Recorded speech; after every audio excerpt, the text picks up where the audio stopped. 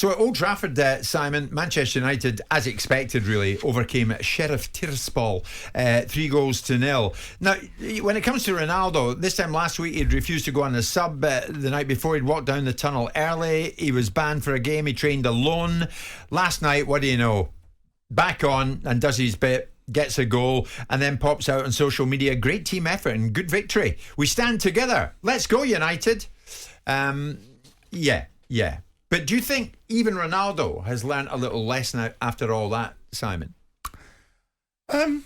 Maybe. I mean, I would think that he didn't factor in the thinking, although he should have done, that there would be such a pushback and a strong reaction from a variety of people. I know he got defended rather robustly by Roy Keane about the way that he's handled, and I do think there's something in that, even though I'm in the camp of players having to understand they've got to do as they're told, no one's big enough to change the direction of that. But I'm not surprised that he is now back in line. I don't think it'll alter the landscape. I do think that in January there will come a situation where Ronaldo again becomes a problem, because I think what you'll see now is Ronaldo wanting to get as many minutes as he possibly can, wanting to get himself into a condition where he's fit and firing for the World Cup. And then when he comes back after the World Cup and the same service reverts or resumes in terms of he's being deployed in a way that suits the team rather than suits him, you'll be back into that ever-decreasing circle again. Yeah. So it's a team game, Cristiano. It is, but he and I do think he thinks it's a team game, but I just think that this is the wrong space and the wrong place for him now. He went below the line, Jim, didn't he? Obviously, we can understand as players, we can understand why he might have done it. Okay, I think it was unacceptable. He's sitting there watching Rashford miss chance after chance. I'm not having a go at Rashford.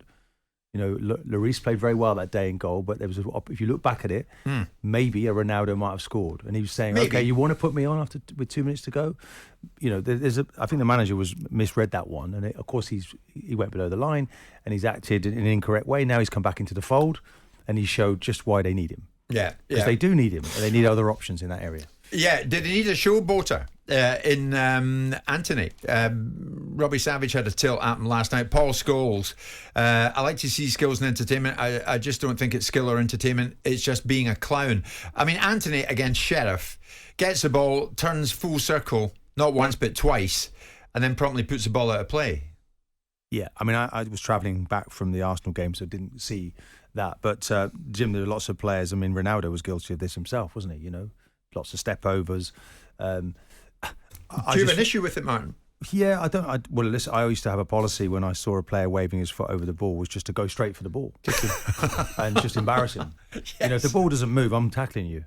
Yeah. It's just basically he's a new player at Manchester United. I do feel, Jim, he's a good player, by the way. He's getting much sharper. Yeah. Wasn't that He impressed doesn't when need I to do saw all this nonsense. No, it's just over the top and showboating. I don't know why he needs to do it.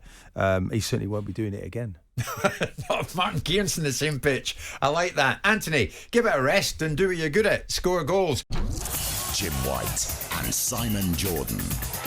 Monday to Friday mornings from 10 on AM, on DAB, via the talkSPORT app and on your smart speaker. talkSPORT.